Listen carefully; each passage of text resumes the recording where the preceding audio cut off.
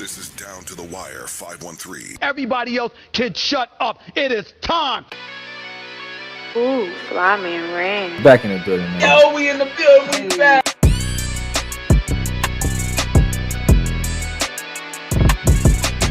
Make sure y'all follow us on everything Down to the Wire 513.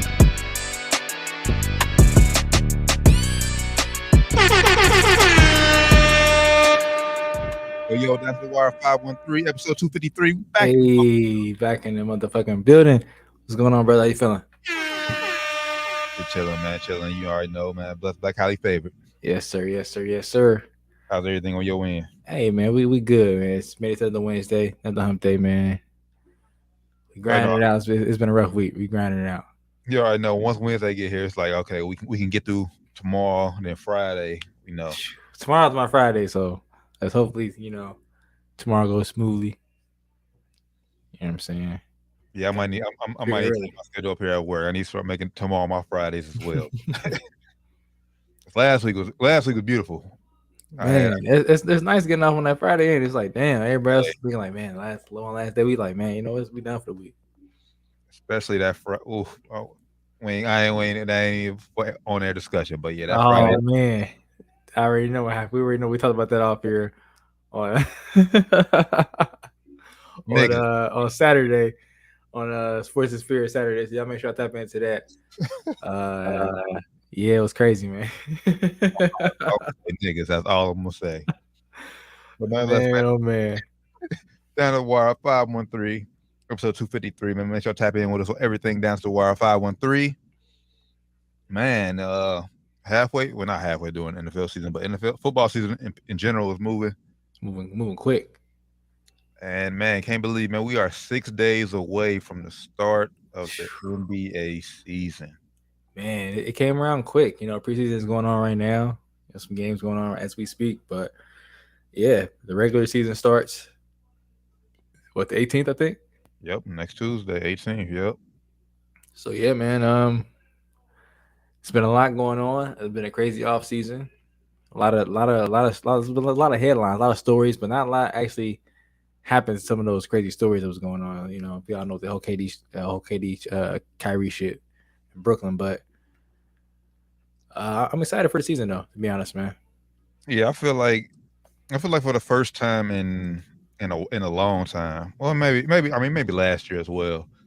But I feel like these past two seasons, like I feel like there is no clear cut, like, oh, this team is going to be in the NBA Finals. Yeah. Like either side.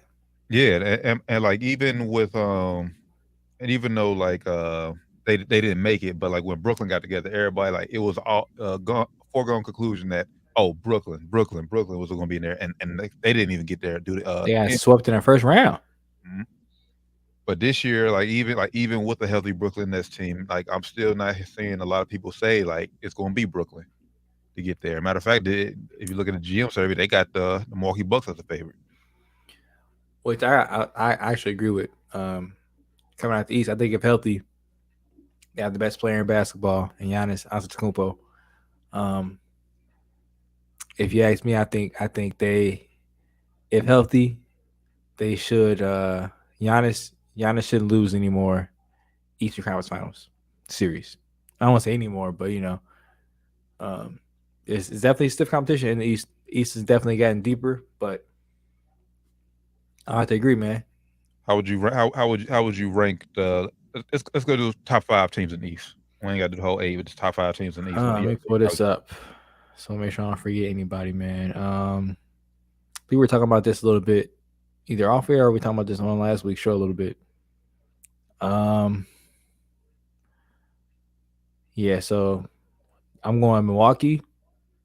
There's no order. Milwaukee, Philly, Boston, and Brooklyn.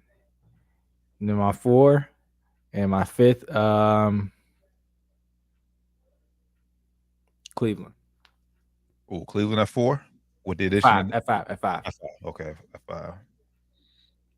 Addition of Donovan. Could be higher. Well, that was no order. There was no order. So I mean, right. There was no order. So I don't want to say at 5, but that's my 5 teams and my top 5 teams in the East going into the season. That's what I'm going with. It's tough though because I kind of want to put Atlanta up there, but I ain't trusting it. Yeah, because I feel like I'm not sold on Toronto at all. I'm sorry. I know it's a squad. Not sold on. wait, hold on. I know it's a squad. I know you had your boy for a while. No, You had your boy for a while, so I know he's rocking. You the only one on the whole podcast panel that has a Toronto Raptors jersey. Am I right? had So you got it no more? You ain't got it no more? that thing gone somewhere. I ain't seen that thing in a few years. Hey, I ain't even got a Vince Carter jersey. I do love VC. You know, I do want to get a throwback VC, throwback T-Man jersey, but hey, you the only one that got to get that had a Raptors jersey. So I'm gonna say your squad. I'm not sold on them, bro. I'm just not sold. I mean, I think it's a foregone conclusion that the top 4 teams are pretty. I mean, and you can put them in any order you want, but it's like you said, Brooklyn, Milwaukee, Philly, Boston. Like those are the top 4 teams. Top 4 for sure. For me, that fifth spot, like I said, you can rotate a lot of teams in there. You can do Tough. Like I say, Cleveland, like I said, Atlanta. Still not. I mean, I don't think they're gonna make it far in the playoffs, but I still respect what Miami has down there. Just because you never know what them. I still respect. Not sold on them either, man. They didn't do anything in the offseason. Everybody else around them did something. All they did was pay Tyler Hero, which was shout out Tyler Hero, but $32.5 million on average per year, ridiculous. I think for them, I think an in-season move is going to happen with them because I feel like like you said, they didn't do anything off-season, and I feel like that once the season begins, like it's going to be something where they're going to say like, okay, yeah, we didn't get better, so we have to make a move to possibly get better. So I think for Miami is going to be an in-season trade that obviously not get them over the hump because I don't see them get to the NBA Finals, but in their minds, make them a championship contender team. Or hell, at the end of the day, if they start losing, maybe they can blow it all. They blow it all up.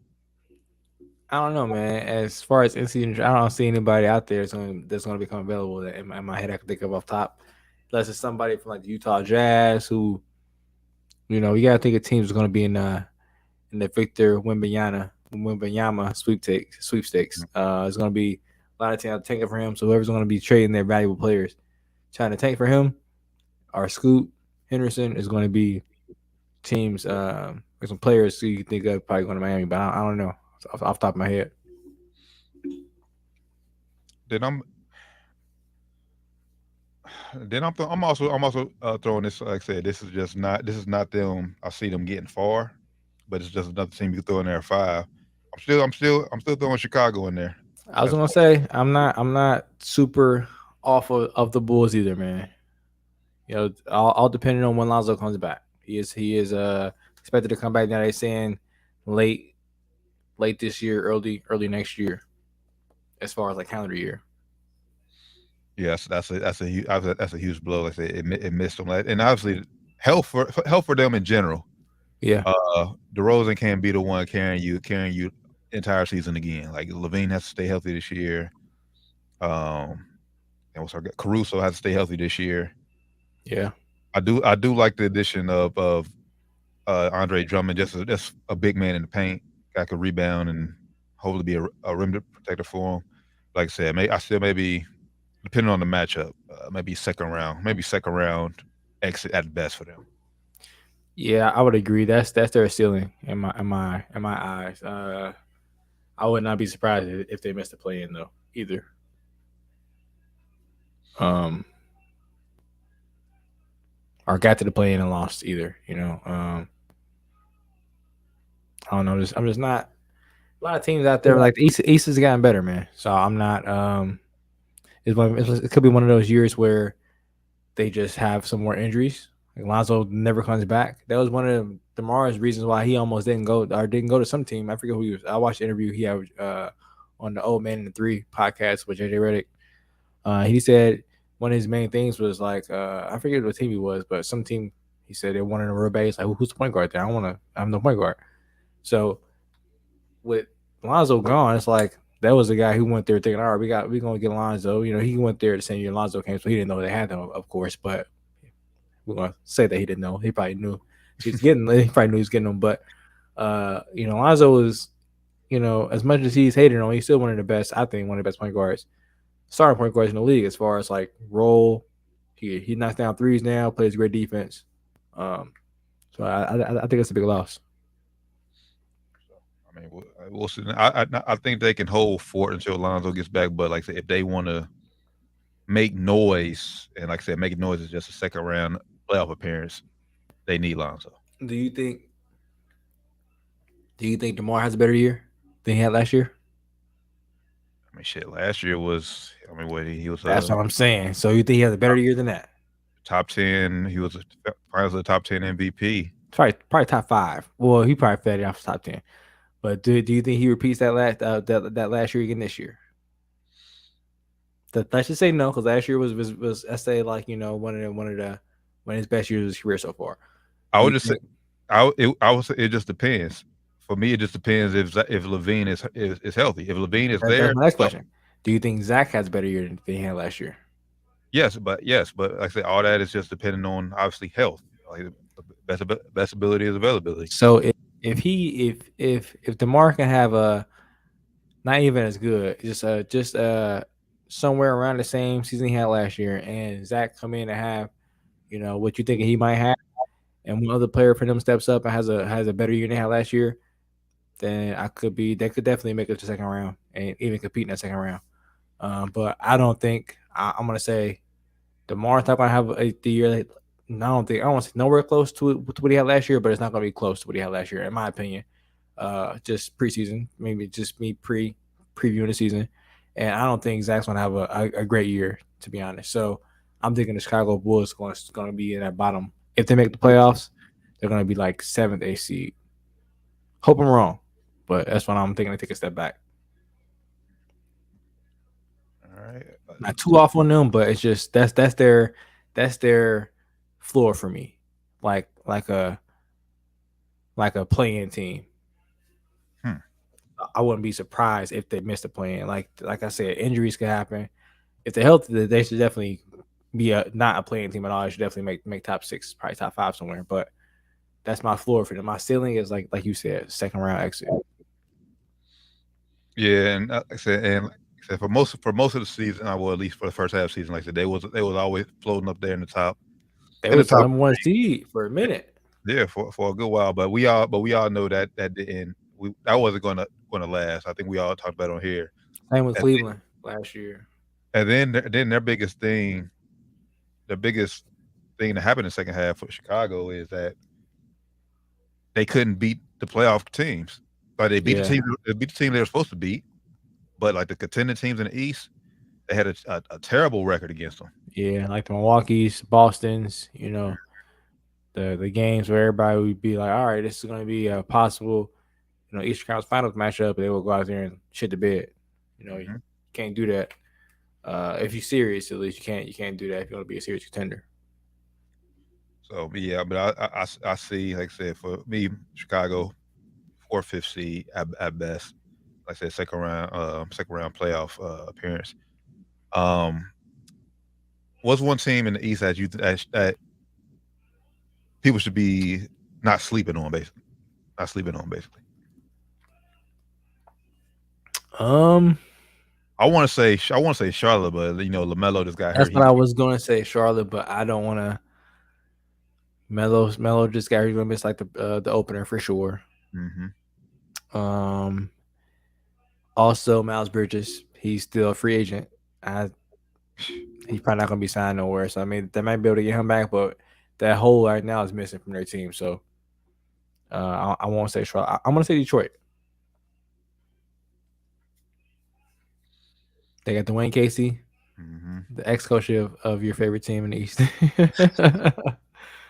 Ex-coach of the year or former coach of the year. One of the best coaches in the league.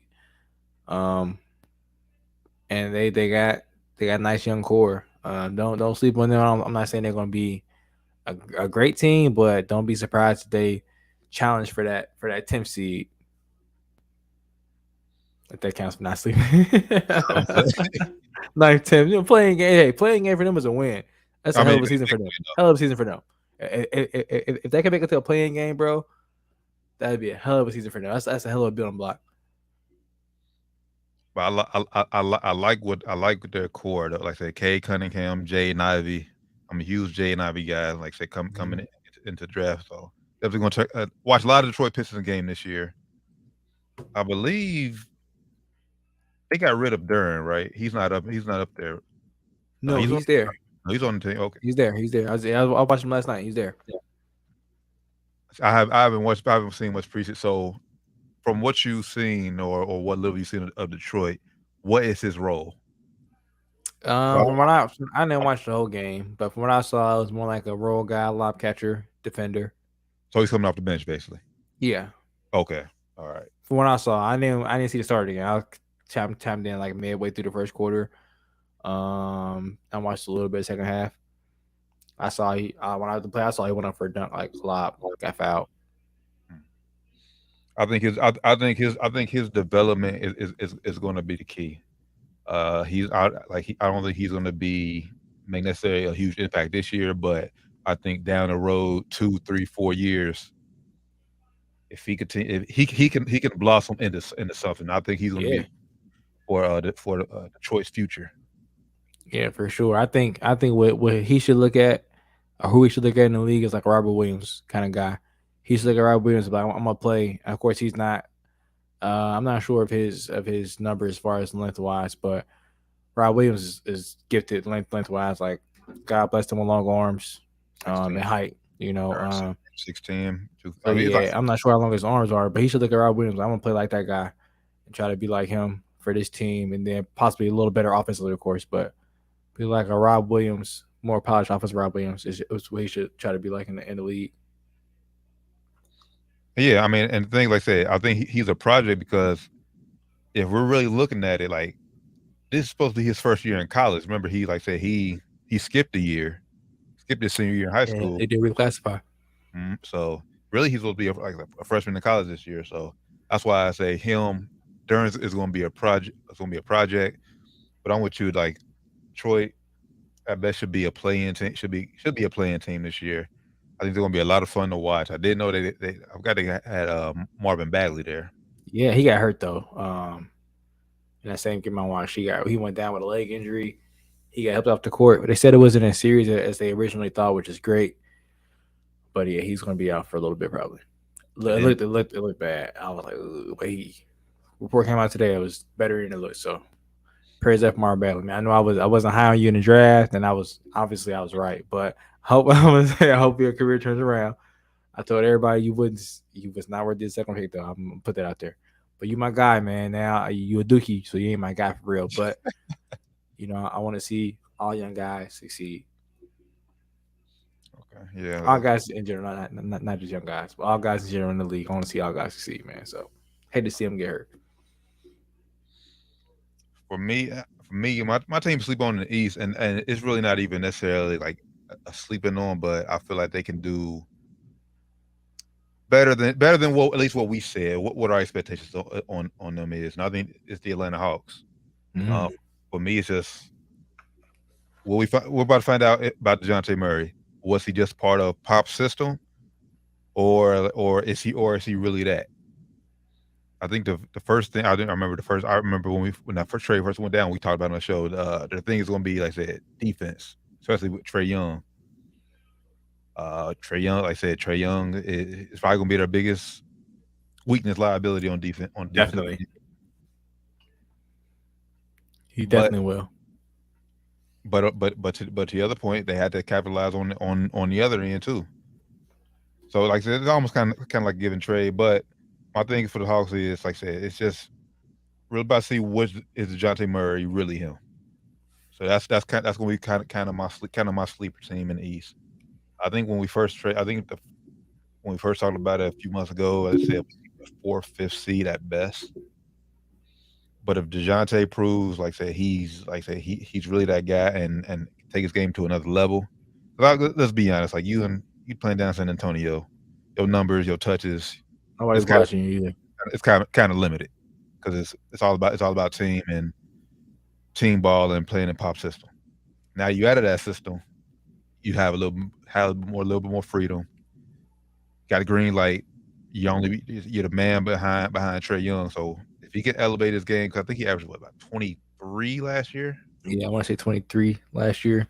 Lights is So- on too now though. Like last year down in San Antonio when nobody watching y'all was trash. Mhm. Was nobody caring? Y'all won games or not? You're gonna be in the spotlight now. With Trae Young is a polarizing player in the league. He's one of the most marketable players in the league. You're gonna be on TV a lot. You're gonna be one of the headlines of the season, probably. You know, as long as you guys are I think regardless if you guys are winning or losing, now they made that move, they're gonna be a actual talking point of the season now. You know, so now lights is on. It's like you said, it's time to see if he's really him. For sure.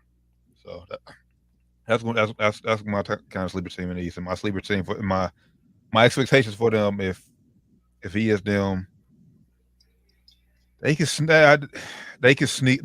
in that fourth seed. That's like I said, that's the best. I'm not putting them in top 3, but they can sneak in that fourth seed and get a first round home playoff matchup. Hey man, depending on how shit stack up, man, they might be able to sneak into there if they get hot, depending on how shit line up. I think their ceiling is I would say top 3 team is their ceiling. Like they ain't getting higher than that. Like number 3 is their ceiling. I think if they higher than that, man, I had a great ass season. If they get anything, if they get in the play-in, man, season is failure. It's a failure. Oh, huge failure. So I think their floor is the 6th seed. Is their floor for me. Like if they anything lower than the 6th seed, they fucked up big time this year. Like y'all got to be at least 6th seed, bro. Especially spending all that money on DeJounte. Yeah, man. So we'll see. Like I said, we'll see. Season starts on this Tuesday. Let's jump to the West real quick. Yeah. Let's stick with a sleeper team in the West that you like. That's a great question. In the West, man, sleeper team I like. I don't know if it's too much of a sleeper, but I'm gonna go with the Pels, man. That's sleeper. I mean, I like the mix with CJ and BI, mainly handling the ball. And you guys Zion back now, man. I watched a lot of their preseason games, and he looked great. He looks like he's in the best shape of his life. They look like they're ready to go, man. You know, CJ's there. I think he's hungry enough to kind of, and he's like enough of a pro to kind of pull that together and kind of, you know what I'm saying, get them all to kind of buy in. You know, so yeah, sleeper team in the West for me is going to be the Pels. You know, I'm with you on the Pels, and I feel like now with Zion back, if Zion continues if he basically picks up where he left off offensively, then I feel like CJ can be that second half guy for you. Like, yeah, closer kind of maybe. Closer, he needs that bucket. Part-time closer because BI is a great closer too. But yeah. So and like I said, that can serve CJ for the later run for the second half of the season, especially in the playoff. So yeah, big thing for them is gonna be help as well. CJ is always hurt. That's fact. So you gotta stay healthy, man. Now you ain't the number 2 guy. Now you're number 3. He's one of the best number 3 guys in the league, if you ask me. So, stay healthy, bro. And honestly, looking at the West, I mean, really, I think the Pels is really the only sleeper team, like I said, in the West. Because everyone else in the bottom, like I said, like if you look at a team like San Antonio, yeah, I feel like they're tanking. They're tanking for kind of like TJ said in the comments. What's going on, TJ? Who's tanking for that French player everybody's talking about? Victor Wembanyama. TJ, everybody is like TJ said. San Antonio is definitely tanking for him. Definitely. San Antonio. I mean, hope he doesn't go Sacramento, but I mean, yeah, Sacramento is going to be in the running for sure. Houston's going to be in the running probably. They're going to put all their young guys out there, let them just go out there and ball. They're going to see Jalen Green go out there and average 30, please. We're going to win. We're going to win like 10 games. OKC probably is too, man. I would not be surprised if OKC made a trade. If they traded away SGA, Shea Gilgeous-Alexander. I would not be surprised if they trade him because I think they're in full tank mode. I think he's a little bit ahead of their curve. If you look at their players they have, They just got Chet. Who else would you consider their core? Darius Beza, I think he's a little his third, fourth year. I think it's his fourth year coming up. So maybe Shea. I think she's gonna be Shay's. I want to say 6th year, 5th year, 6th year, maybe 5th year. 5th year. Yeah. I don't know. I just feel like he's a little bit ahead of their curve right now. Especially with Chet being hurt, I think they might just go ahead and mail it in. So I would not be surprised if they traded Shea. I mean, yeah, because like I said, obviously Shay's been there putting up numbers. He wants to, at this point in his career, like I said, by the end of his 5th season, he wants to win at this point. Yeah. But my only thing is that, and this is kind of what I like about the NBA. You can tank all you want, but that don't necessarily you're gonna get that number 1 pick. Like Tito just said, all that losing just gonna shorten the draft lottery, man. That's what happens a lot of the times, man. A lot of times, you're the worst team in the league, won 7 games, 10 games, 11 games. You get the 4th pick. Right. And the 4th pick is like one of the worst picks you can get. But now I'm interested to see, like, now, okay, let's say a team like OKC, they do get a 4th pick. They get the 4th pick. Whoever that number 1 pick is, whoever that number 1 seed is, would you try to package a deal like, okay, you get our 4th, you get Shea? And OKC has a shit ton of. They have like almost 20 picks. OKC could say we'll give you our 4th pick from this year, like you said, Shea, Chet. Yeah, any other picks you want, bro. Just name them. we got the Clippers picks. They have hella niggas picks, bro. So yeah, they can definitely do that if they wanted to. They can just say, hey, you know what? Even if they're good, they can say, we'll trade all of our picks away just to get number 1 pick, to get Victor, which they can easily do. Now, I don't think a team would do that though. Because I think he's that coveted of a prospect. I think after those first 2 games, we talked about the one game last week. Mm-hmm. After what he did last week in Vegas, he is the most coveted prospect we've ever seen, bro. Ever. So I don't think I don't think. Go ahead. Even more than LeBron? I think so, man. I think Rich Jefferson said it. Rich Jefferson said even if LeBron, like you put 03 LeBron in this draft, Victor will be number 1 still. Like just off the potential. He's 7'4", doing step back threes, hitting 7 threes in the game, getting 5 blocks. The second game he got 11 rebounds. Like he's I was a little worried about his injury proneness because he's so tall and thin, but he's the only reason I'm a little not as worried about it as much anymore. I watched him play and he's so fluid. Like he moves like a 6'8" guy, man. So it's like if he was 6'8", would I be worried about his injury proneness? Nah, probably not, because he's only 6'8", and he moves like a 6'8" guy. So that's why I'm not really as worried anymore, man. I think he's the most coveted prospect we've ever seen, bro. Now, granted, not saying he's gonna be the best, but he's most coveted. Now, granted, what we seen on men, I said, not saying they weren't playing hard, but it's a friendly exhibit. I can't say that word on camera. I can't say that word. Scrimmage. It's a friendly scrimmage. It's basically a scrimmage, yeah. Basically a scrimmage. But I think just based off of the fluidity of his game, his size, and just his ability on the court, I think he's just size only 7'4". He moves like C6'8". That's going to be enough right there, I think. Now, like I said, I'm not sure if it's going to actually translate, but hey, I guess we will see.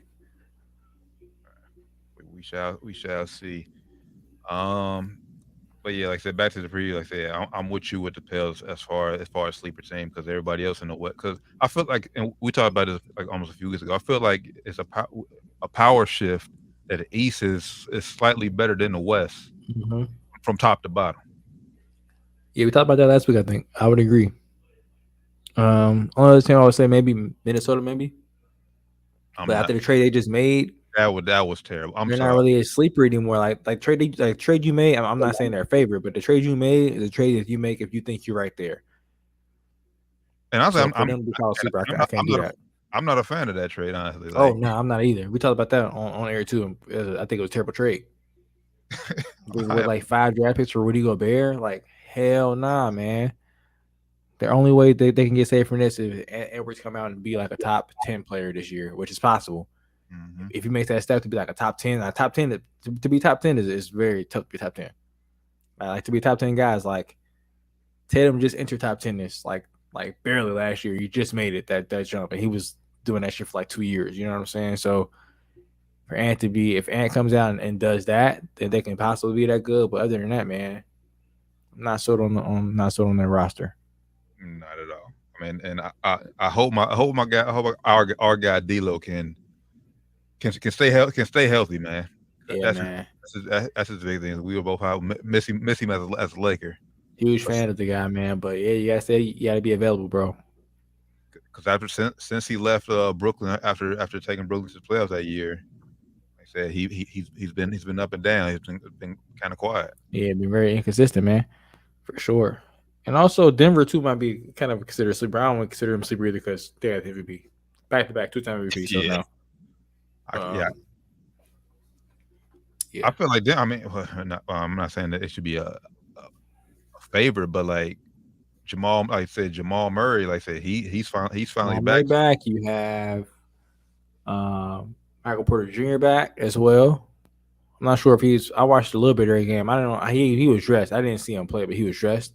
And he was in like the lineup, like he was doing. I don't know if he started or not, but I don't know if you saw the clip of DeAndre Jordan getting called DeAndre Ayton in their starting lineup. He plays for the Nuggets guys, and they introduced this guy as DeAndre Ayton.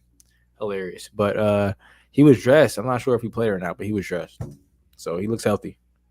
Yeah, I mean Denver. I would say I'll put Denver right now. I said how we did in the East. I say you'll probably put Denver like as a top 4 team in the West. Yeah. Just no matter wherever you had them, that's up to you. But they're a top 4 team in the West. They should be. With the 2-time MVP, Jamal Murray coming back, one of the best guards in the conference, and another max guy, and Michael Porter Jr. They should definitely be up there. Definitely. But yeah, where do you put Golden State at? Oh man. After everything that just happened, I will put them. Let's go ahead and do top 5 then. Top 5, like we did top 5 in the East. So top 5 in the West. I would have. I'll go since you did. Go ahead. No order. Clippers. Okay. Nuggets. Grizzlies.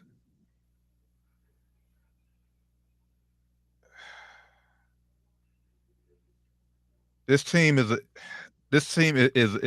top 5 team, but they're not a championship contending team. Like I said, they're good regulars. They'll be there. They'll be in the top 5. But I don't know what you're gonna say. That's Phoenix. Okay. I wasn't going there, but they one of the teams that was in my head too. Okay. And then see this last one.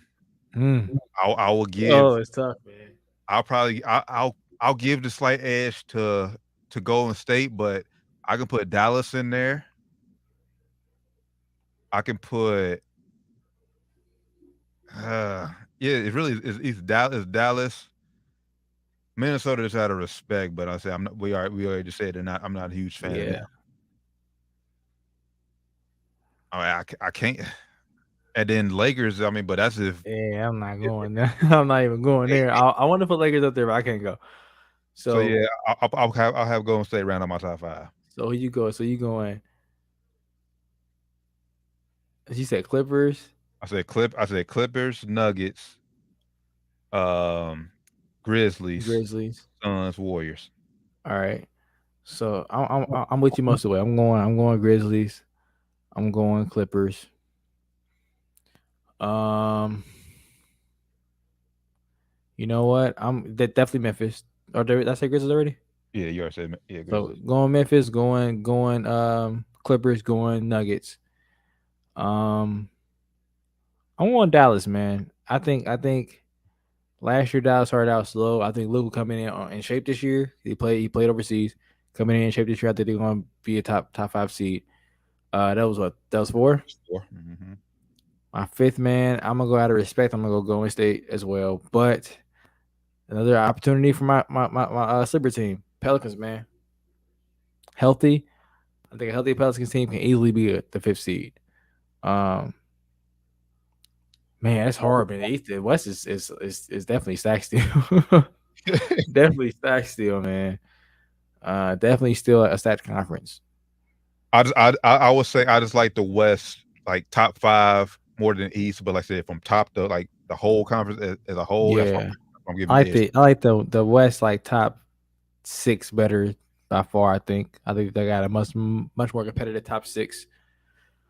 But top to bottom, like you said, East I think is better. But yeah, like you said, Pelicans. I think Pelicans easily be in there as 5th seed on paper. Minnesota could be 5th seed depending on how you think Edwards is going to perform.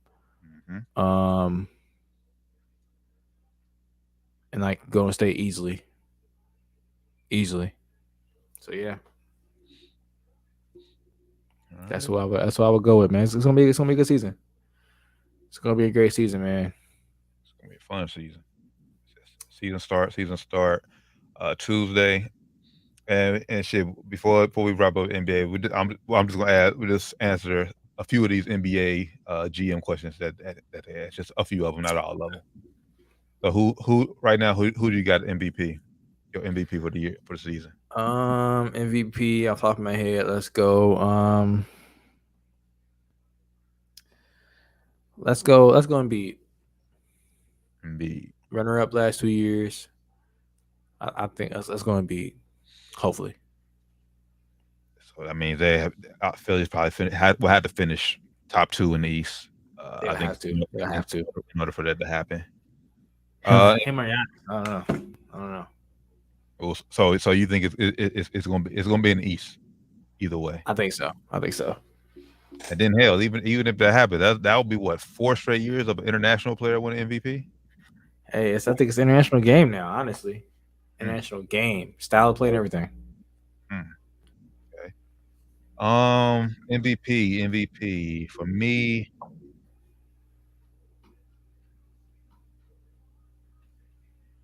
Give me KD, man.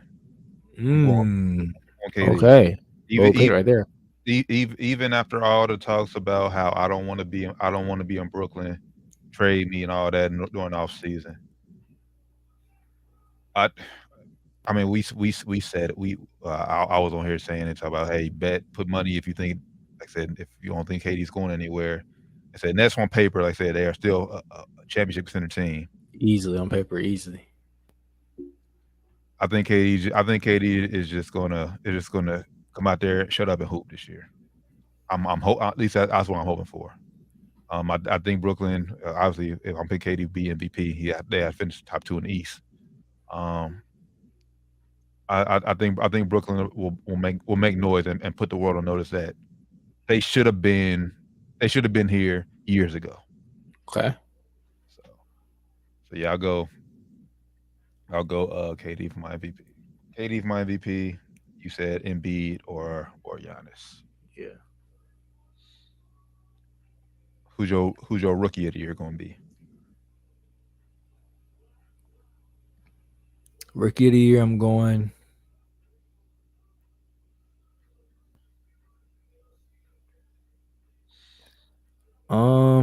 It's tough. Damn. For me, my rookie, this is a hard pick. It's just all right. Who you going with? Yeah, it's clearly a hard pick. Who you going with? Jaden Ivey. This is clear hard pick. Jaden Ivey, rookie of the year. But it could easily be Paolo though, because like I said, down in Orlando, really no expectation. You know, I'm gonna go Paolo just to be devil's advocate against Jaden Ivey. I was gonna say Jaden, but I already knew he was going there. I'm gonna go Paolo. All right, and last, this isn't really a question, but where do our Lakers finish on the season? Let's put back up the standings here. I'm gonna say 9th in the West. That's playing again. Yep. If we even get there, hopefully we get. But as currently constructed, I mean, make that very clear. as currently constructed. So if we make some trade or something like that happens in the middle of the season or next week or something like that, as currently constructed, I got us going finish ninth. I'll go 7th. This is just me. This is me banking on that AD will return to form that we know he can play at top form. But that's crazy though. Like even if 80, for me saying 80 to return to top form and we still only finish in 7th. It's crazy, man. Crazy because that was supposed to be the building block that kept us as like the top 4 seed in the West as for the next like 8 years at least. But it's not even doing that. So it's disappointing, bro. I just don't like the construction of our team. And you look at the Pelicans like, damn. B.I., I miss you, brother. I mean that, and then like I said, what I know you seen the clip. My boy thought it was done deal. He went to Mexico. He's like, done deal. Yeah. Oh, you talking about DeMar DeRozan? Yes. He said Kyle Lowry texted him like, "Yo, the rush trade." He said he was like, "Huh? That didn't happen." He looked at his phone like, "Oh, and it did happen." Okay. Which made me think because I if I recall, I don't think Lowry has signed with Miami yet. Mm-mm. Which made me think so. Maybe they thought it was gonna be a package deal. Both of them end up in LA. I didn't want Lowry, so I would take you for a year. I would take Lowry. I would take Lowry and DeRozan over Russ, though. I made that very clear. Even last year, I made that very clear. So yeah, man. It was hard to watch that podcast, man. Hard to watch that podcast, but hey, it is what it is, man. It is what it is. Before we get off the lead, though, let's hit this Draymond real quick, man. So he did not get suspended for his punching Jordan Poole in the face. Do you think he should have got suspended for this, or do you think they're handling it right? I mean, apparently they haven't said anything yet moving forward, but apparently he's going to be playing in the last game, I think. Last preseason game, I think Friday he's playing. So he's going to be there for the season opener. This whole situation is weird to me. We talked about it on Sports and Spirit Saturday just about the incident itself, but then like Draymond talking about I'm gonna take time away from the team. Like, bro, what is that gonna do? Time away is not gonna make us forget about you sucker punching your teammate. Yeah. Warriors they fined him. They didn't release the amount. I just don't know. At the end of the day, Warriors are not going to help them. They're not going to hurt themselves by suspending Draymond Green. That's what this comes down to. They know they're not a better team without Draymond. So they're not going to hurt themselves doing that. It just makes things weird. Like I said, in that locker room, like I said, we don't know what the dynamic between Poole and Green since then. Yeah, we're not in there on a day-to-day basis. Maybe that's what we need to do. Maybe we need to get somebody on the pod who covers the war. Yeah, get somebody on the pod who covers that. I'm hearing word on the streets they haven't spoken. I'm not sure if that's true or not. But yeah, I think this is like I said on Sports and Spirit Saturday, I think this is the end of their dynasty as we know it. Whether they keep Draymond or not, I think their whole dynamic in the locker room is going to be totally screwed now that this happened. So, not that this happened, but that they got out. I think it's the main reason that it got as bad as it did. I think it's why his presser, he was kind of like, I'm going to take a couple more days. It was like, it just came out. He didn't really know what to expect. He didn't know what was going to happen. I don't think anybody knew. As far as Steve Kerr, the team, I don't think anybody knew. But yeah, I think it definitely hurts their reputation as a team, organization, and him as a person for sure. And this is a bad precedent because like opening night is supposed to be all about. I mean, obviously they're still gonna get their rings and everything, but that's supposed to be ring night, man. Y'all just won a championship. Y'all supposed to celebrate what y'all did last year and get ready for a new season. Now you got all this looming over, and I guarantee. Well, you know, inside the NBA is covering opening night. And again, you already know that's gonna be topic number one. You already know they're gonna be talking about that. Chuck, Shaq, Ernie, Kenny, all of them gonna have something to say about this. You already know. So not a good look, man. Draymond does it again. He just time and time again makes the words look terrible. His mom came out on Twitter. His mom said, "Oh, Draymond didn't do anything wrong. He went up to Jordan Poole with his hands down. He went up to Jordan Poole very aggressively. She said he went up to Jordan Poole non-aggressively. Like, come on, man. Like, just get off Twitter. Delete the app off your phone, something, because she's talking crazy. Yeah, we seen Draymond, and like I said, it's scuffed on the court with other team, and he didn't punch nobody. Yeah, like the fact that she's saying he wasn't aggressive, he was defending himself. Come on, bro. This is ridiculous. Yeah. Ridiculous. Yep. Yeah, mom's involved, brother. It's crazy, man. Mama Green hopped on Twitter and but now she deleted her Twitter, bro. She got her Twitter deleted, or she deleted it or deactivated it, one of the two. Crazy though, man. All right, there's one more.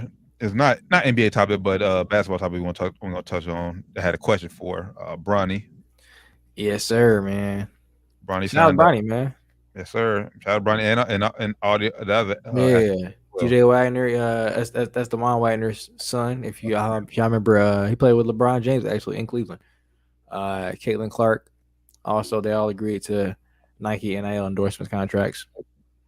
Shout out Bronny. So my question is this, and I already know, like, the people, whoever see this clip, they already know what they're gonna assume. They're gonna assume I'm hating. But is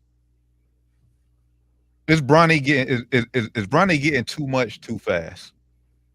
And reason I say this, because like if there's anybody who could have, I would say, been given anything, it would have been, I would say it would have been Jordan's kids.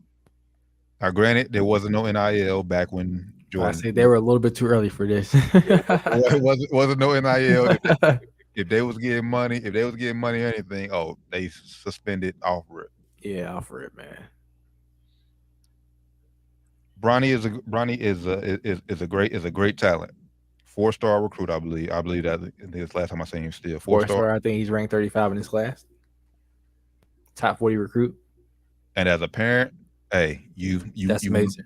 You want to provide all the opportunities to your kid, like I said, so best opportunities for your kid. But do you believe Bronny earned this, or do you think like Bron being with Nike helped this? Great question, man. What other 4-star recruits have NIL deal with Nike? Like the DJ Wagner is the number one player in his class, same class as Bronny. The number one player. Mm-hmm. And who's the first here? Bronny James. So it's like, come on, man. Like, the only reason he's here, honestly, is because of his father. Now, he is a very good basketball player. Mm-hmm. I think he will be a very good pro basketball player. Whether it's in the NBA or overseas, I think he's going to be a very good player because he's very skilled. He's like 6'2.5", 6'3". That's going to be. He's super athletic though, super athletic. But yeah, he definitely got this because of Pops, man. He definitely got this because of Pops. Honestly, man. And what's the limit on NIL? How soon can you get an NIL? Because why is Bryce a part of it or no? I didn't know. Bryce was not in this article. I read the whole article. Bryce was not listed. So Bryce is not in it yet. But also I wanted to bring up too, LeBron last year, maybe 2 years ago, said that he thought about him and Nike had a meeting. They thought about separating the Nike and LeBron brands. Kind of like Jordan and Nike are kind of separated, but kind of still the same under the same umbrella. And it's going to be Team LeBron. And he's going to have Luka be the first Team LeBron athlete. Luka, of course, went on to be Team Jordan now. He has his own Jordan shoe coming out, I think, this year. But maybe this is going to be the start of Team LeBron. He knows. Well, I don't know. He can't say he knows, but Bronny probably isn't going to be a signature athlete. So why not be under your Pops umbrella? That's fair. But like that was just my question. Like, would Bronny have gotten this if he wasn't related to LeBron's son? The answer to that is no. He's a 4-star recruit. Like I said, DJ Wagner is the #1 recruit of the class. I think it's the only other reason why they went out and got DJ is because like we got Bronny, we gotta get the #1 player in this class. Like, we got Bronny, might as well get the #1 nigga. Like, why not get the #1 guy in this class? I don't know if Bronny has some, saying that too. Maybe he helped recruit DJ. Like, hey, bro, let me go ahead and get this guy. He a killer. Let's go get him too. I don't know. Bronny seems to be that kind of kid. He seems to be very social. Mm-hmm. Saw a clip on IG this weekend. Him and Brown turned up Travis Scott's birthday party. I've seen that. So, happy birthday, Bronny. And I'm pretty sure Brian has told Bronny, hey, well, hell and Bryce, like, if y'all gonna play this game, like, y'all gonna be prepared, like, for everybody to come after y'all just because of who y'all are. And that's just the thing I want to see. Will we see at the college level? TJ asked a question: will he go to Ohio State?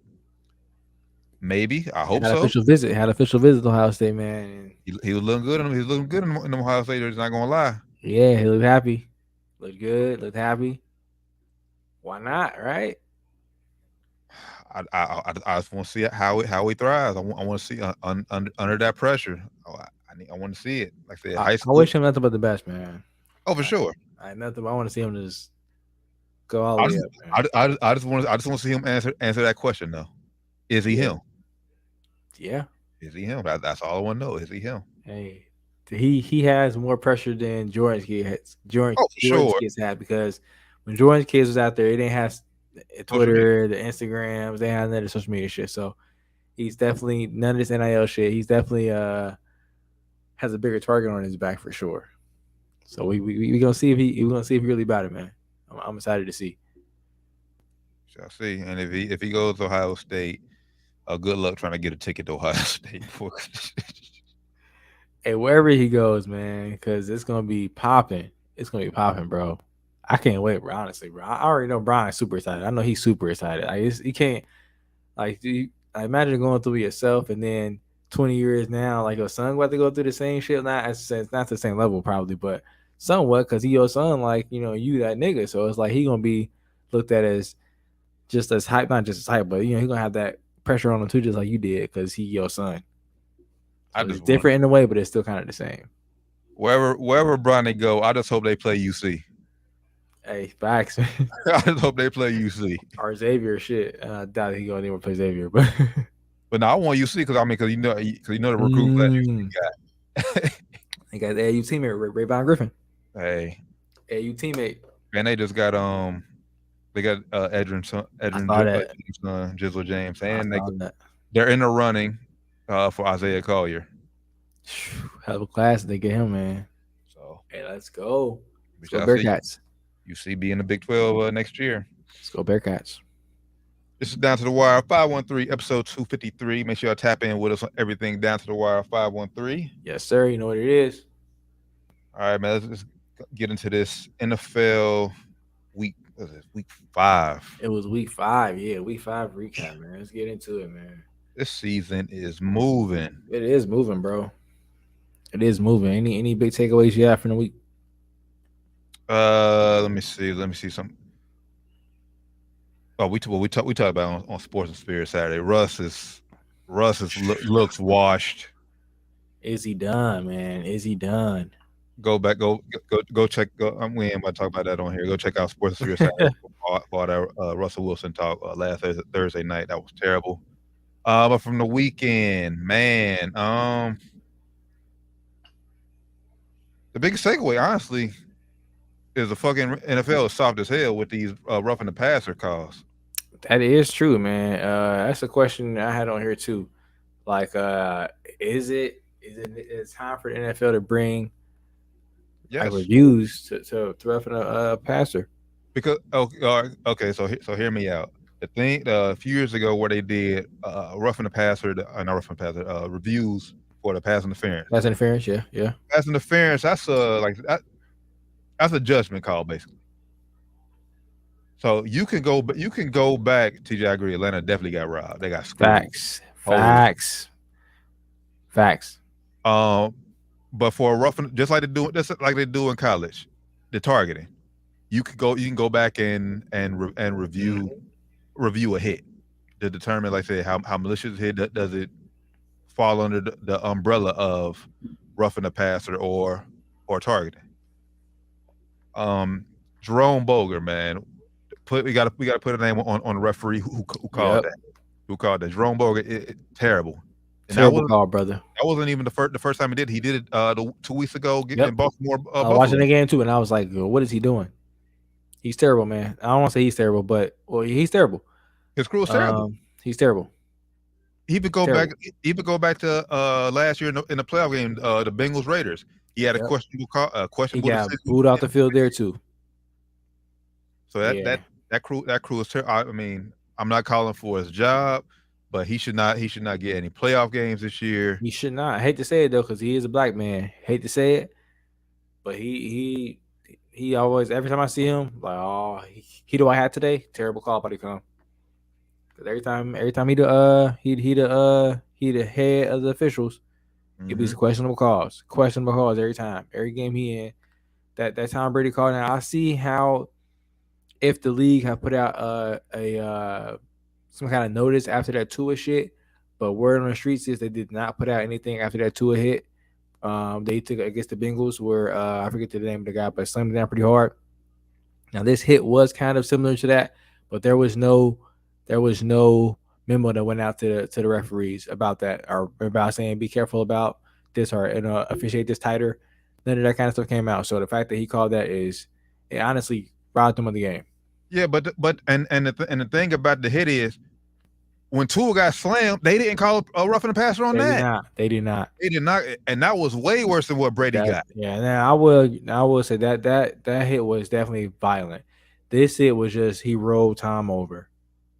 Now Tom's shoulder and head did hit the ground a little bit, but I mean, he's getting tackled. What do you want to happen? This is professional football. You can't you can't stop physics. Like, you can't just expect a dude to wrap you up and just stop dead, like say dead in the middle of a tackle. It's going to happen. If that's what they want, they need to put powder on these jerseys of the quarterbacks and say, hey, when you see fingerprints on the powder, you're down.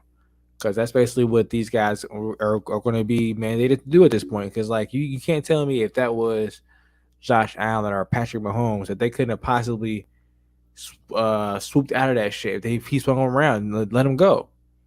Like, if it's a bigger quarterback, they're going to stay on their feet and keep running. I was talking about because we was watching. I was talking to my pops about this. Cam Newton was getting killed his entire career when he was running. Just because he's a bigger physical quarterback, he didn't deserve to get roughing the passer call. Bigger physical, and he's black. Exactly. Let's be real.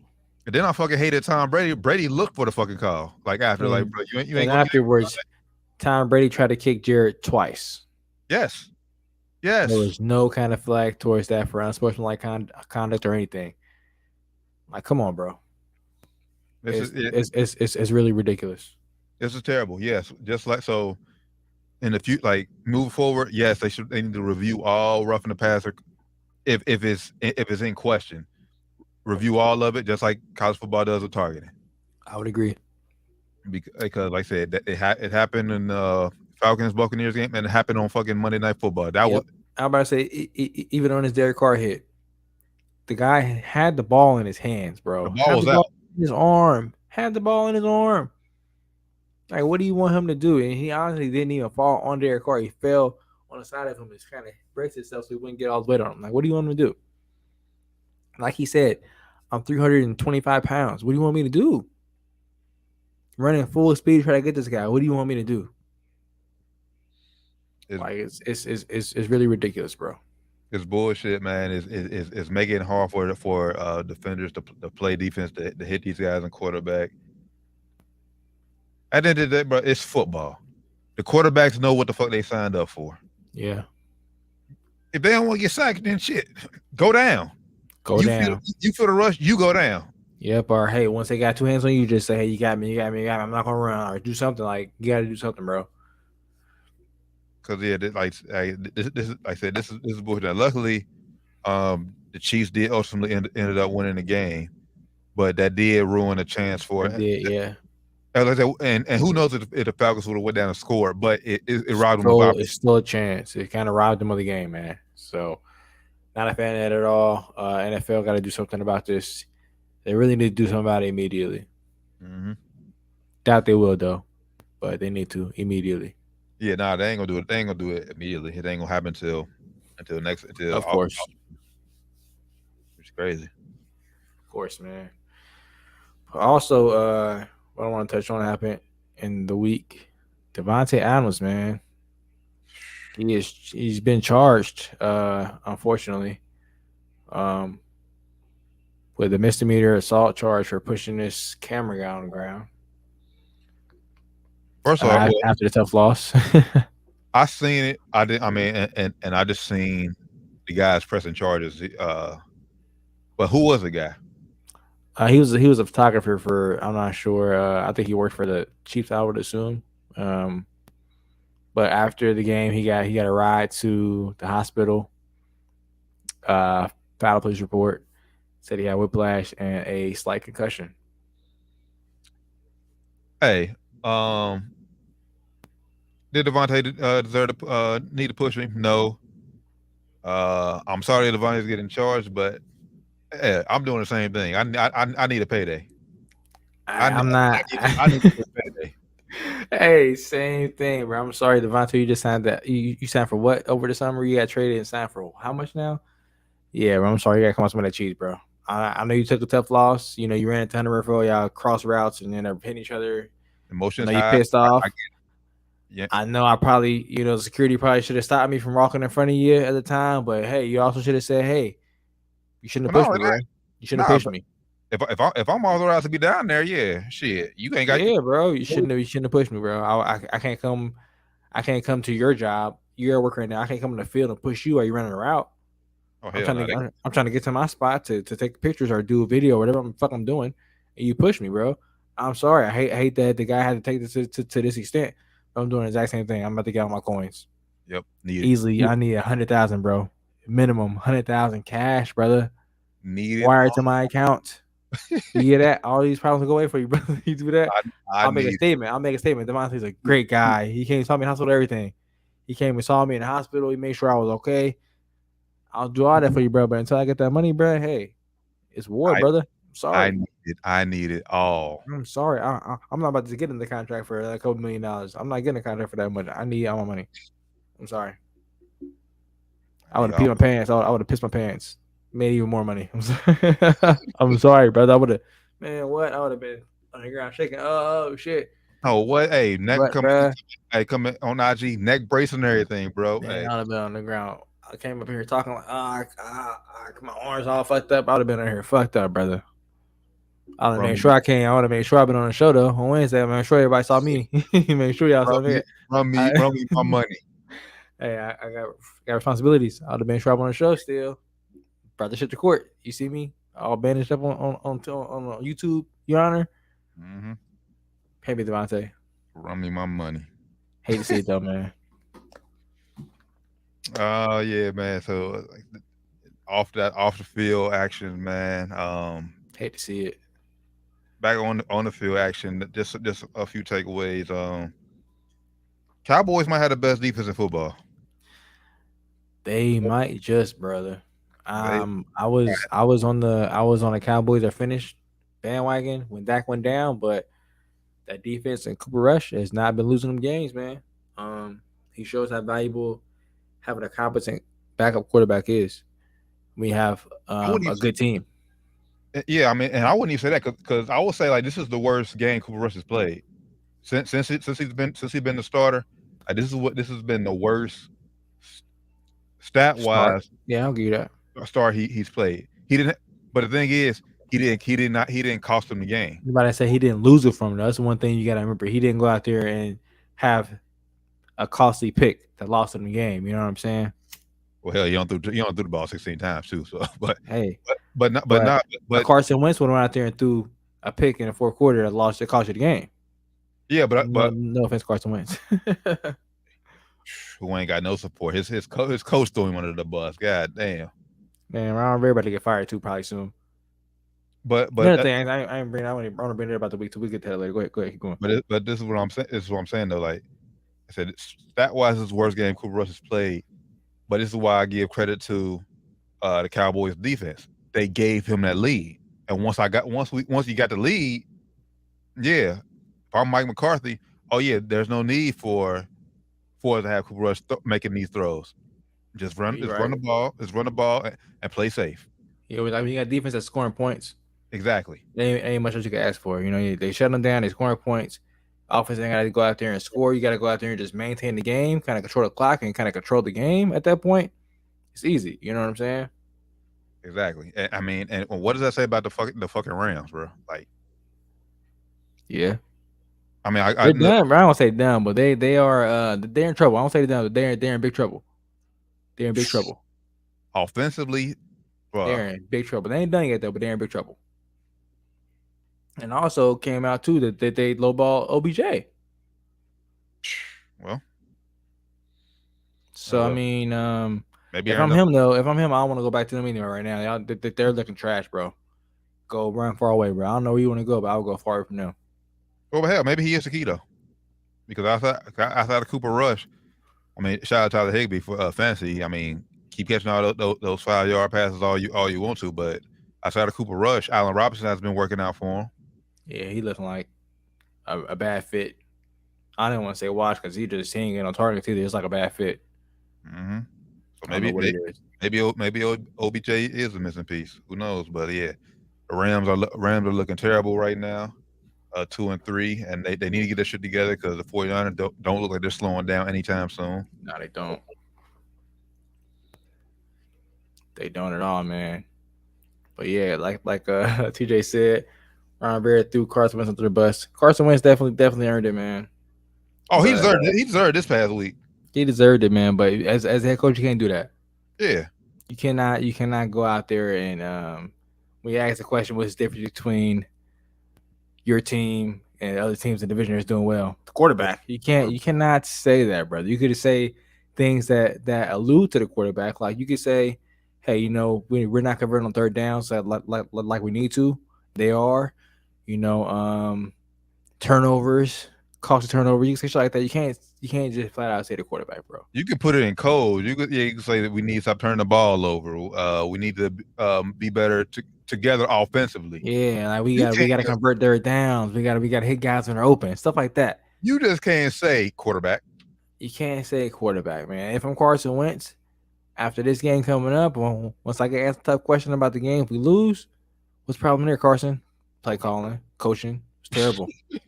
Straight up, bro. I'm straight up. I'm being straight up, bro. What was going on there? I mean, I don't know why we call this play. We had all the guys going to this part of the field. The field's covered. I don't know why we're calling that play. That's what I would say. Straight up.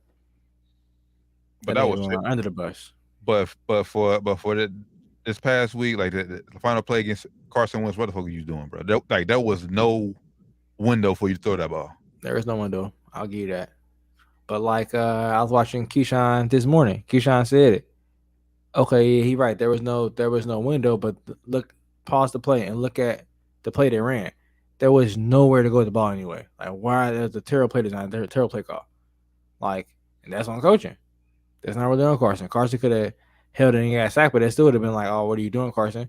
He could have threw out of bounds. Could have been like, what are you doing, Carson? But it still would have been on him, you know, as far as the play, you know, going down to the execution of the play. But the play that was called was not a good play.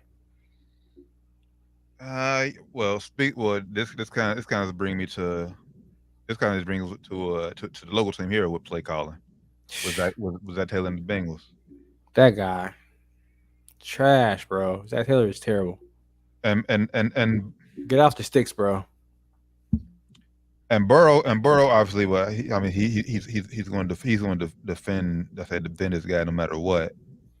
I mean, but what Burrow said is true though. No matter what team you are on, the play calling is supposed to work. Like the coaches aren't designing plays for guys to fail. At the end of the day, it's all about execution from the players. Now, maybe like I said, maybe play calling like I said, maybe there's you can do little stuff to hide what you're doing better. But still, at the end of the day, it comes down to execution. But can you say that though, bro? Like on And, that. and I'm just going back for going with your say. For the Carson Wentz situation. Like I said, Okay. there was no I hear win you there. there. Maybe that's poor execution. But going back to what you said about Zach Taylor, if you call I'm not a football guy, so I don't know the name of the play, but like a reverse and like a trick play in a red zone when you need to score. Yeah, that was terrible. Why? Like, there's no chance it's gonna even work down that close in the end zone, bro. There's not enough space for that even to work. Like, why are you calling that kind of play? No, I would not. No, I wouldn't say it wouldn't work. I mean, because the Eagles did in the Super Bowl. I was about to say the Eagles did, and it did work for the Bengals the previous week, but also that too. You just ran this fucking play last week, bro. And why are you doing the same fucking play, dog? Like, they're gonna know it's just coming. It's gonna be fresh in their mind. It's all on tape. Like, what are you doing? But not only that, what does this say about a coach that we get down to the fucking 2-yard line? We have to run a fucking trick play to score. Score, dog. Like, what are we doing here? As an offense, and you could tell if you listen to Jamar Chase, he's getting frustrated. He's frustrated. He's pissed. I don't blame him. But as an offense, you looking at coach like we finally got a running game. Joe Mixon finally had the best rushing game of the season so far. Yeah. Run the fucking ball. Play good. Quarterback sneak shit. I was thinking quarterback sneak. They did that bullshit. That's like, what are you doing, man? What are you doing? What are you doing? Quarterback. I'm QB sneaking that motherfucker 3 straight times if I got to. 2 yards, bro. Bro is correct, but damn it, everybody in the scene treated special when the shovel play. Yeah, that's what I'm saying, bro. You cannot keep doing the same things over and over again. Like I said, they did that same play the previous week. Now it worked the last week. It worked. But why would you, especially if it worked? Of course, they're going to see that on film and say, okay, hey, they're in the red zone, short yardage situation. Watch out for this play. They were on it. They were fucking on it. They were on it. It lost like 5 yards. It was a terrible play. And this goes across the league. 1 yard to fucking go. Shout out to Coach Ted. We we talked about it. He said on Twitter, 1 yard has been kicking a lot of coaches' ass this year. Shout out to him. Shout out to also Richard Sherman. I'm sure he said it. He said it on the Russell Wilson thing. Russell Wilson, you just ain't learned from your past fucking mistake, dude. You played the biggest game of your fucking career. Wow, fucked up doing the same thing. Run the fucking ball. Yes, it ain't that hard. Now I will say, Raiders did that shit with Jacobs in the last, and it didn't work. But don't run it. Don't run it like them. Don't run no. I hate when niggas run it up the middle when your line ain't dominant and you know it's coming. Don't run up the middle. Like, don't run right up the middle unless you know like your line was kicking ass all night or you ain't did that shit all night. Like, don't run right up the middle. It's not gonna fucking work for the most part. Unless you run back and jump over the pile, it ain't gonna work. Like, do a little trick or something, or do a play action or some shit. Even though they did that in Vegas too, but I don't know, man. Don't run right up the middle. Do something. Run a fucking ball. Which I don't understand why. To your point, why guys don't go over the top no more. I don't get why they don't do that no more. Now they go try to go right through the middle. Like it works. I ain't gonna. It works like I don't know percentages, but it works sometimes. But a lot of the times, man, y'all think y'all getting in there, y'all knees getting down. Like, go over the top, man. But no one would have questioned Zach Taylor if they run the ball. If you run the ball and you get stopped, no one's questioning Zach Taylor. Then it become okay. The offensive line got overpowered, or Joe Mixon hit the wrong hole.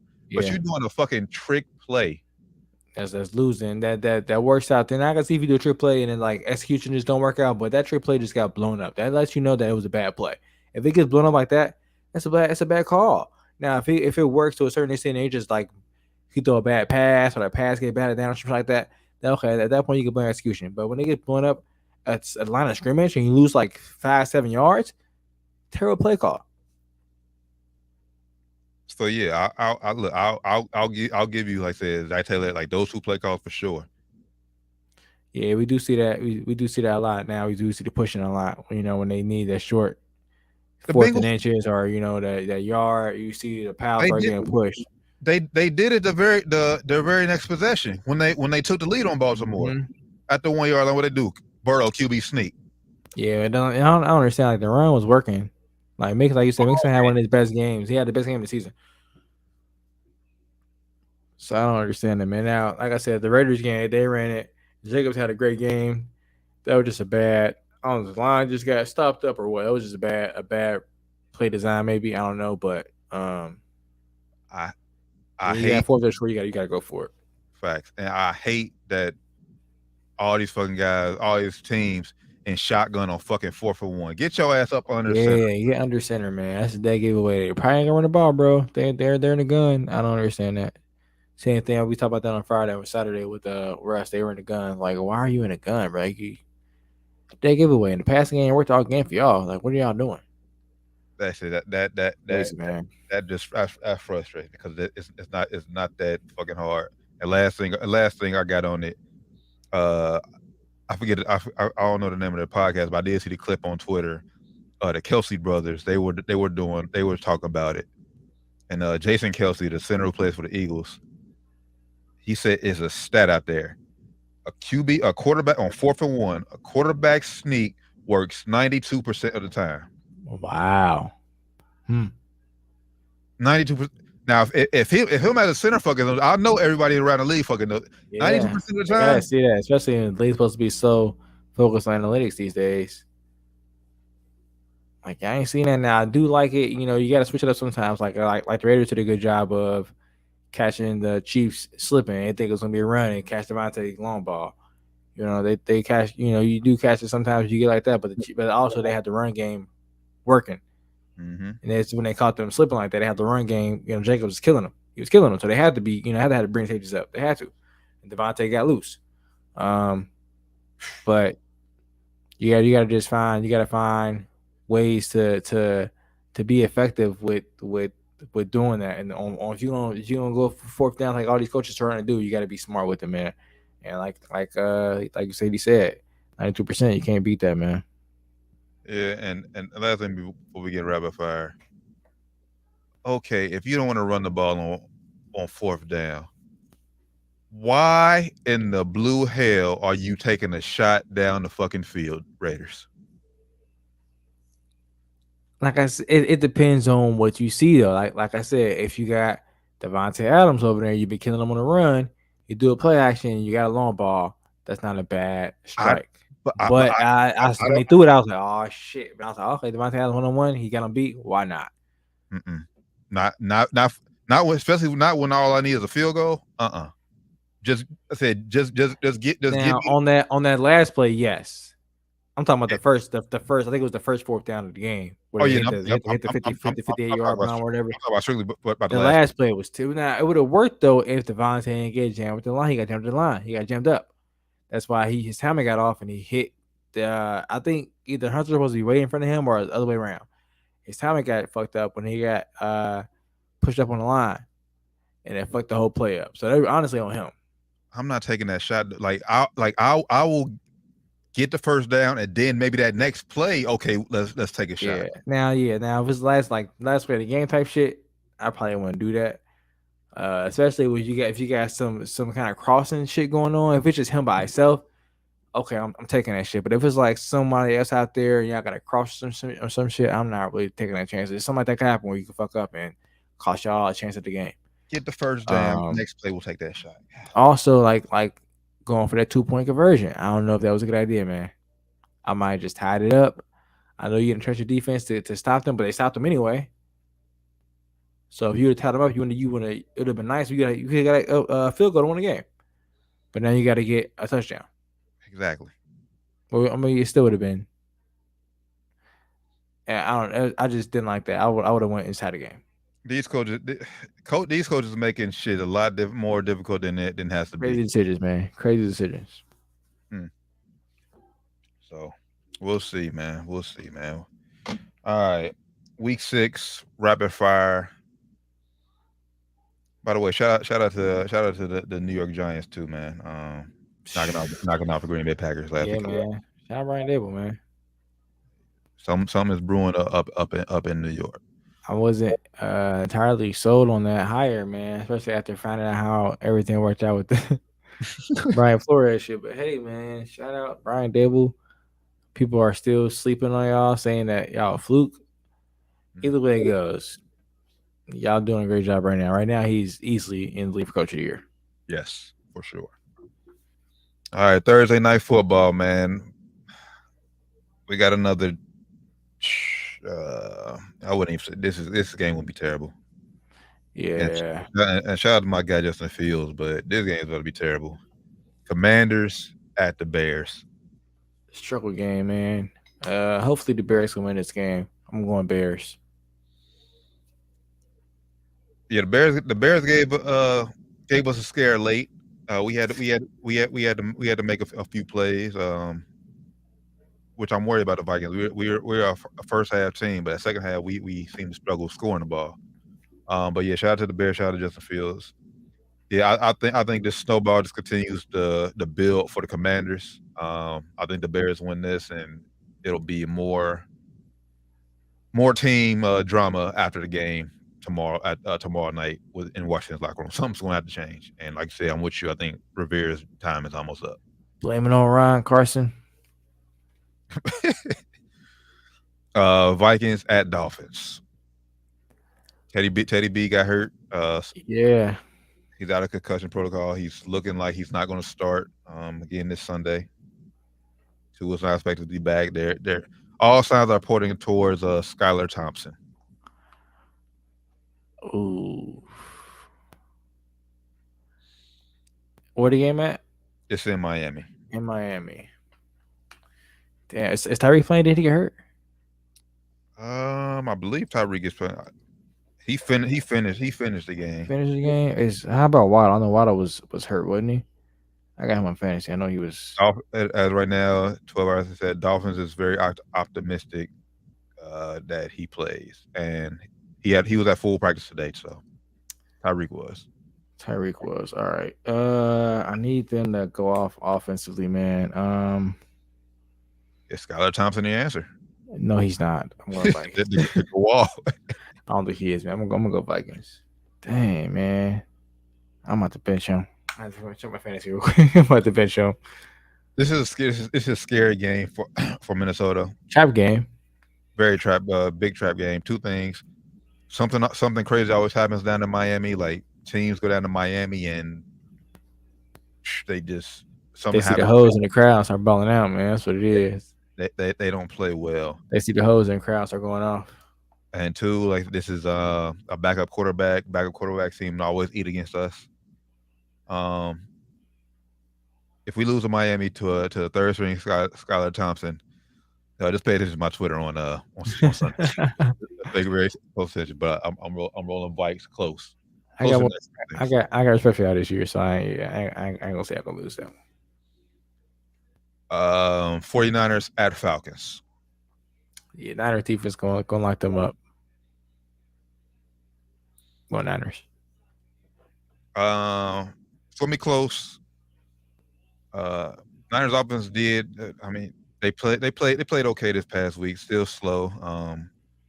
They're still Jimmy G. But I'm going Niners as well. I hope for the Falcons' sake, for Cuz' sake, last week didn't snowball for them. Like just ruin their season. Because one loss could make or break a team's season. So Cuz already didn't have high hopes for them. Patriots at Browns, which I know the Browns is hoping Deshaun get back. Because what the fuck was Jacoby? Man, he looking terrible. Patriots ain't looking too hot. Ain't looking too bad either with what's his name? Zappy. I'm gonna go. As you said, it's in Cleveland. Mm-hmm. Man, I'm gonna go Browns. I don't want to go Browns. I'm gonna go Browns though. I want to go Browns, but man, Jacoby Brissett, like he played well until his final 2 fucking minutes. Yeah, he started. He's with them. He's with them. Patriots did shut out the highest scoring offense team this past week. Crazy. Man. I'm going Browns though, because the Browns can at least run the ball, something Detroit couldn't do. So keep the ball out of Brissett's hand. Run the damn ball if you got to all game. So I'm going Browns. Jets at Packers. I'm going Packers. Tough loss last week.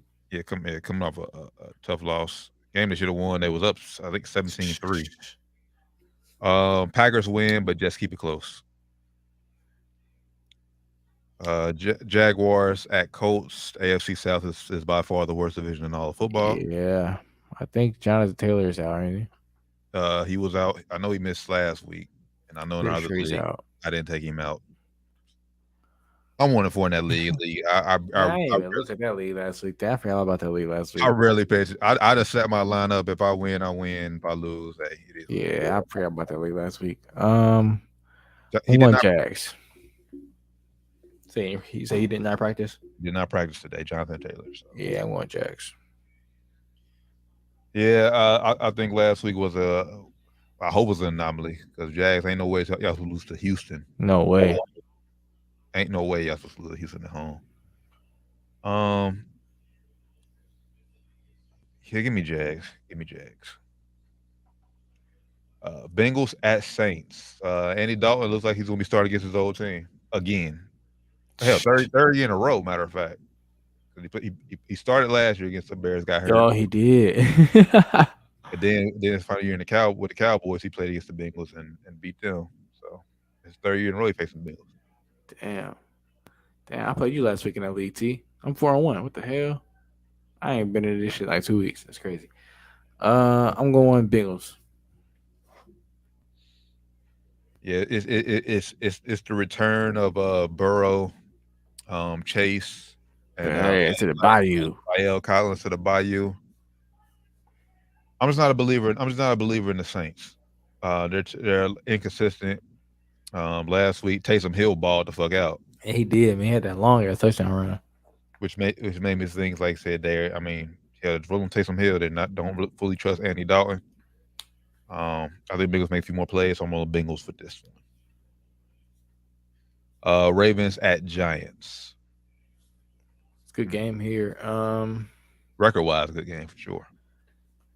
This might be an upset too. As Giants, I'm going Ravens though. Lamar is balling out. Lamar is missing a lot of throws on Sunday. Man, a lot of wide open touchdown throws. Yes. This has to be a huge bounce back game for Lamar. Still think still pay that man. I still think he's worth it, whatever he's asking for. Bounce back game for Lamar. Lamar goes off this game. Give me Baltimore. Bucks at Steelers. Steelers look terrible. Give me Bucks. Yeah, Steelers is mailing it in. Give me the Bucks. I don't know what they mail it in for. I mean, because they ain't nobody. They're not going to draft a quarterback. At least I don't think so. Maybe if Katie don't show them enough, maybe they need to go out there and get one of these studs coming out, man. Who knows? I just know I feel bad for that Steelers defense. Yeah. Panthers at Rams. Shout out Matt Rule got fired. I meant to bring it up in the recap too. Yeah. Matt Rule. Matt Rule's out. Baker's hurt. I don't know if Baker's playing. I think last week might have been his last start in the week as like a starter in the league, you know. Damn, who you say they playing again? I forget who you say he's playing. Rams. Damn, Rams suck too. Fuck. This is gonna be a game for the Rams to come out and get a nice confidence builder. Go Rams. It's gonna be an ugly game. Like, yeah. I hope this game isn't on TV. Yeah, give me Rams though. Cardinals at Seahawks. This is a trap game.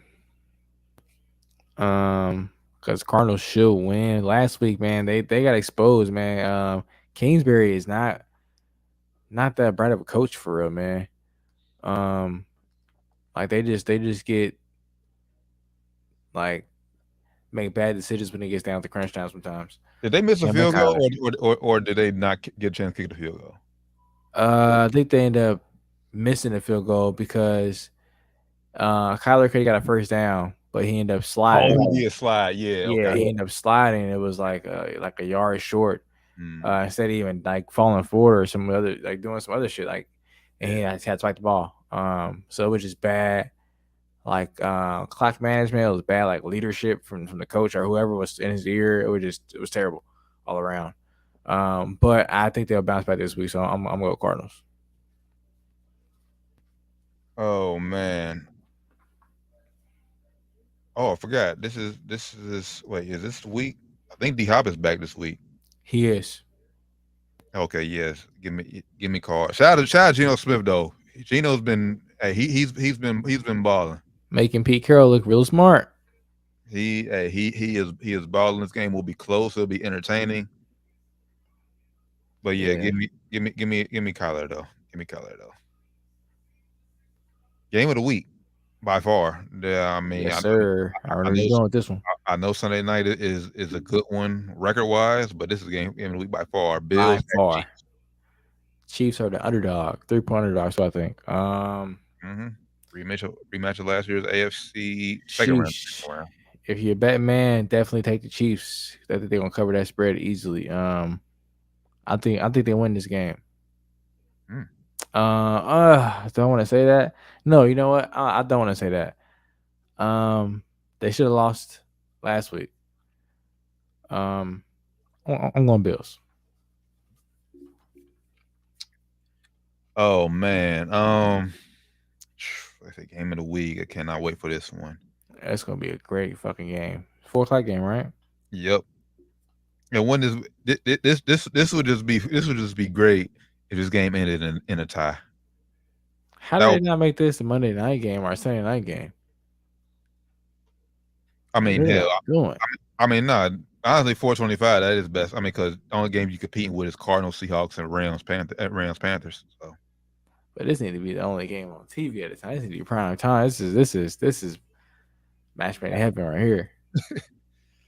Oh man, a lot of key components missing from both teams compared to a year ago. Obviously, no Tyreek Hill, and Micah Hyde is missing from the Bills defense. Yeah.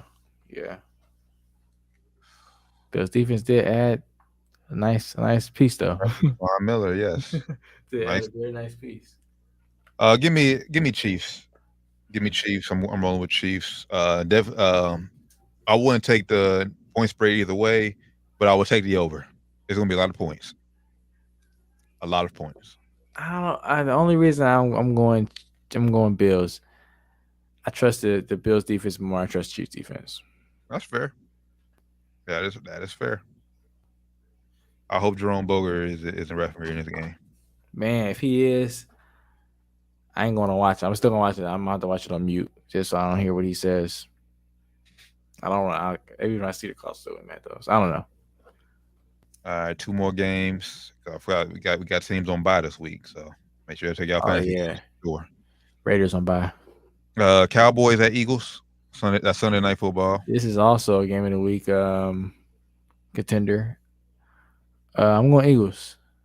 Eagles will make it 6-0. Yeah. Damn, when you say it like that, they gotta lose some week, right? That's what I'm thinking. Like when would? Damn. So I don't. They got. Where's that? Is it in Philly? It's in Philly, but I don't see them losing. Nah, I'm going Eagles. Yeah, I don't see them losing this game. But Eagles could. They gotta lose. They gotta lose this game, but I don't see them losing this game. They have to lose this game. Because, they got Pittsburgh following week, Houston, and Washington. Like those are their next 3 games. If they don't lose the game, it's gonna be dangerous for them, bro. It's actually better for them if they lose this game. Bro, no bullshit. Just look right now, looking at the schedule and the way teams playing. There's really only one team I see them losing. I see them losing to, and that's Green Bay. And the way Green Bay is playing, you never know because they lose to some shitty teams. Yeah, and they got Green Bay to lose to. And they got Green Bay at home on Sunday Night Football. Bro, it's getting scary, bro. Eagles. Hey, Eagles about to be. Jalen Hurts about to be like, hey, man. Because you look at their schedule, boy. They got a very favorable, and maybe at Dallas because Dallas defense is good, so they could possibly. Yeah. I think they're gonna split these games. I think they're gonna. That's why I think they're gonna win this one. I think they're gonna lose when Dallas has Dak. Even though Cooper Rush has been playing. He's been playing. I don't want to say great, but he's been playing well enough, and the defense has been lights out, man. So I'm going Philly. I'm going Philly. Yeah, because this is the week. We said it last week. I know we got to wrap it up because we've been here longer than expected. But this is last week was supposed to be the week where we said we need to see if Cooper Rush is going to be the real deal. Eagles gave him, like we said earlier. Cowboys gave him the lead. He just held the lead. Didn't have to do much. Didn't do shit. Cowboys defense ain't about to hold this Eagles offense. The fucking too dynamic. So Cooper Rush will have to make some plays this week. And that's why I'm going Eagles. I think the Eagles. They have their starting quarterback. Yeah. So yeah, I'm going to give them the respect. They earned it. I'm with you. I'm rolling Eagles. And then last Monday Night Football, Broncos at Chargers. Give me the Chargers. I am not betting with Denver the rest of the year. I'm not picking Denver the rest of the year. Denver is terrible. Russ is washed. Why do they keep giving the Broncos these primetime games? It's time to flex. No, if I notice, okay, hey, we thought they were going to be good. We fucked up. They're not good. Let's put these niggas off the prime time, bro. You're embarrassing these guys. Embarrassing yourself. Yeah. Honestly, you are. Give me the Chargers. Give me the Chargers. Big. I'm not a believer in Russell Wilson. I'm not a believer in Nathaniel Hackett. Denver. It's terrible. Like, honestly, if you're Denver, you may want. I know you just paid Russ all that money. You may want to consider benching Russ at rest of the season. And don't give me that bullshit because I know they came out and said he's playing with a torn labrum. Yeah, come on, bro. If you playing, no excuses. I'm sorry. If you playing, no excuses. If you that hurt, don't play. Because you're costing your team and you costing the team and you're costing a Broncos fan base in the story. Facts. You're embarrassing yourselves. Embarrassing the fan base. Embarrassing Broncos Nation. Facts. So they ain't right. Hell no. For that weekend, let's ride. All right, man. This has been Down to the Wire 513. Probably the longest show we had in a while, honestly. Hey, it's swing packed shows coming up though, man. We got NBA back in full swing starting on Tuesday. Mm-hmm. NFL shit right in the middle of the season now, so we got college sports starting back up. Well, college sports already been started back up. Football, we didn't touch on that shit. There's some good college football games too. Yeah, some good college football games as well, man. So high school sports, basketball starting back up soon. Football playoffs is gonna be starting up here soon. For high school, so we gonna have packed shows coming. They're probably gonna be over an hour and a half, 2 hour shows here pretty soon. But MLB playoffs. Yeah, we ain't touch on that. And shit, what down? Hold up, before we wrap up, okay, there's one topic we didn't touch yet. Big weekend in boxing this weekend, match. Oh, we didn't touch it. We're doing that. What? Let's go. Hey, yes, let's go ahead and put this up, man. This is T's boy. My boy is finally back in the ring, man. It's been a year because he hasn't fought since this time last year, so it's been a year. Hellenius, I think I say dude's last name. Not right, he said, but he's 6'7". Yes. So he up there in height with him. It's gonna be at Barclays. Mm-hmm. I ain't never heard of this guy, but he's 31-3. It's not bad. I'm pretty excited to see this. What do you want to see, man? I'm just hoping that that Deontay is still Deontay. He still has the most lethal weapon in all of boxing, that right hand. I'm calling for a knockout in the first half of the round. So within the first 6 rounds. Within the first 6 rounds. So okay, I was gonna say what's the over under for you? So you going over under? You going under 6? If it goes anything past that, that means Deontay is probably getting outboxed. Hope that ain't the case. I'm going under 4. Wilder. He needs to be impressive in this fight. Yes. We ain't about to talk about that. I don't get how Joshua's fighting Fury, but we ain't about to talk about all that bullshit. I was gonna say he needs to be impressive. I think Fury's gonna be impressive beating Joshua. So if he wants any chance to try to fight him again, he needs to be very impressive in this fight. He better go after Usyk first. he better go out to the other dude got on the bus first because Fury Wilder 4. I mean, hey, I think he would want it. Like we was talking off air, you said he still ain't showing respect for him. So I think he still got a little bit of jade in his heart. Like he still want to fight, bro. Again, you know. So I think if he wants this chance to fight him again, he got to look impressive in every fight. It's not Fury. He got to look impressive in it, like overly impressive.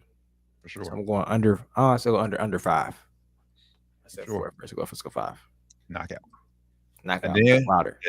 And then earlier that day, we got the go. I only how she say it. The go Wotes. Is that how they say on Twitter? I know she put a W between the O and the O and G. I don't know how she said it. Maybe like greatest But- woman of but all yeah. time. Yeah, so the Wotes. Yeah. Well, but Clarissa Shields, fight in Marshall. It's over in the UK. O2 Arena, man. Big time fight in the O2 Arena, man. That's huge. That's huge. Actually, might turn college football off during the day and in the middle of the day and watch this fight. I'm definitely tuning into this fight, man. I expect Clarissa Shields to be dominant. Oh yeah, expect her to dominate this fight. Expect her to win in astonishing fashion and look good while doing it. For sure. And then last, gotta pull it up here. We got one more fight. Devin Haney. He's fighting this weekend. He is fighting on I'm about to butcher it. George Kambosos Jr. Devin Haney is one of the top young fighters in the world. Mm-hmm. This is a matter of fact. This is a rematch because he fought George back in they fought earlier this year. Yeah, he beat dude ass earlier this year. Yeah, I watched that fight. That was his last fight. Okay, I did watch that fight.